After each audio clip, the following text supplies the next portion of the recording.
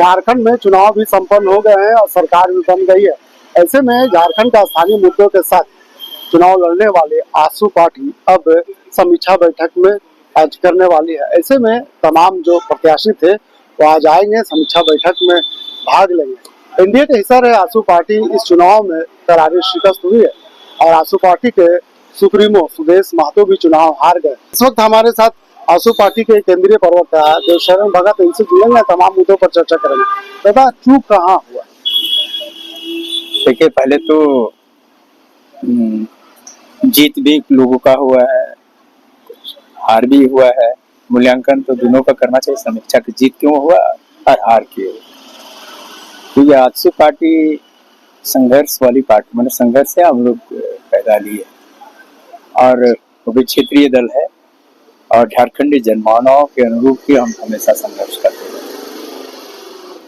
वर्तमान में जो जनादेश आया है वो कहीं न कहीं राष्ट्रीय जनभावनाओं को, राष्ट्रीय मुद्दों को झारखंड की जनता ने ठुकराया है। या कहे राष्ट्रीय जो पार्टियां हैं उनका कद भी यहाँ छोटा हुआ। क्षेत्रीय जनभावनाओं को लोगों ने स्थान दिया है। हम क्योंकि अभी हमारी पार्टी का परिणाम जो आया उसको हम स्वीकार करते हैं। जिनको ज्यादा बहुमत मिला है उनको धन्यवाद भी देते हैं। आसू एक जगह पे जीता। हम एग्जिट पोल के मुताबिक हमारा रिजल्ट भी नहीं आया। लोग तो बड़े बड़े पारंगत लोग कह रहे थे कि भाई यहाँ एनडीए गठबंधन को बहुमत मिलेगी।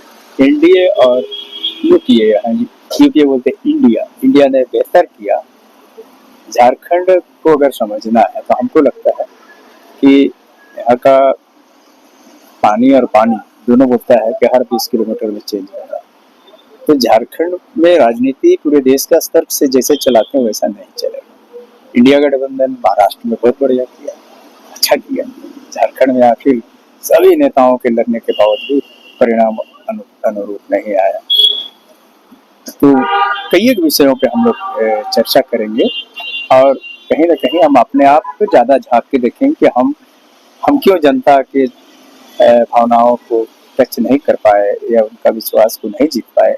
कहीं ना कहीं हमको उस पर ज्यादा मत। जिस तरह से राष्ट्रीय मुद्दे इस चुनाव में छाए रहे, क्या लगता है कि झारखंड की जनता राष्ट्रीय मुद्दे को समझ नहीं पाई और स्थानीय मुद्दे के साथ आपने देखा कि इंडिया गठबंधन जो चुनाव लड़ रही थी उस मुद्दे को ज्यादा जनता अपनी ओर आकर्षित करते हुए नजर आए, खींचते हुए नजर आए? झारखंड के लोगों का जो जनभावना है, इसको इनका यहाँ का जो साइकोलॉजी है, उस साइकोलॉजी के समझे बगैर अगर आप कुछ ट्रीटमेंट करते हैं तो परिणाम तो ठीक नहीं आएगा। यहाँ के लोगों के साइकोलॉजी के हिसाब से आपको उसे ही जुड़ना पड़ेगा जिसको लोग भाप नहीं पाए, जिसका परिणाम आज दिखाई देगा। तो निश्चित तौर पर, क्योंकि हम तो उसी सेंटिमेंट से जुड़ के आए हैं, राजनीति कर रहे हैं। राज बना, राज चले, बेहतर चले, अच्छा चले, ये कामना के साथ हम लोग आगे बढ़ रहे हैं। लेकिन जो परिणाम हमने जो जनता के बीच मुद्दों को लेकर के गए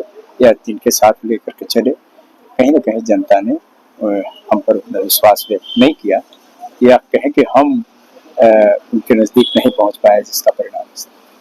अगर देखा जाए तो कहीं मैया सम्मान योजना और हेमंत सोरेन जेल जाते हैं, उसका सिंपैथी उन्हें सरकार बनने में वापस लाई।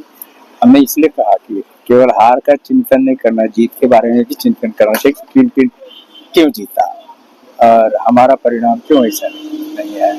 तो हम सभी विषयों पर चिंतन करेंगे और उसके साथ आगे बढ़ने का काम।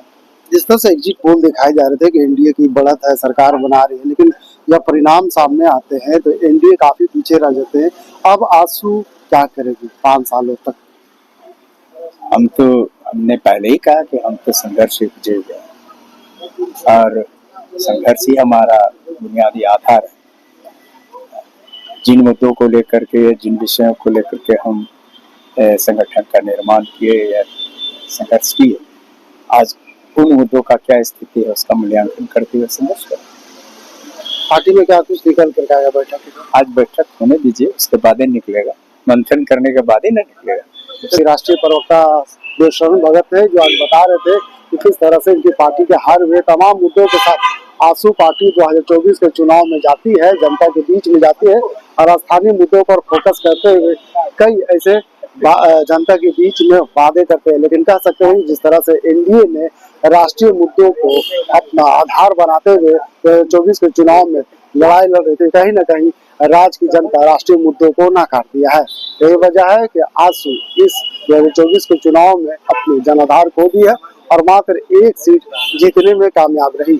आज आजसू के केंद्रीय कार्यालय में समीक्षा बैठक की जा रही है। समीक्षा बैठक में क्या कुछ निकल कर बाहर आता है, तमाम ऐसे मुद्दों पर चर्चा किया जाएगा और उसके बाद आगे क्या नीति बनाई जाएगी, उन तमाम मुद्दों पर फैसला लिया जाएगा। सहयोगी फैयाज के साथ मैं नौशाद, पोल एंड संवाद रांची।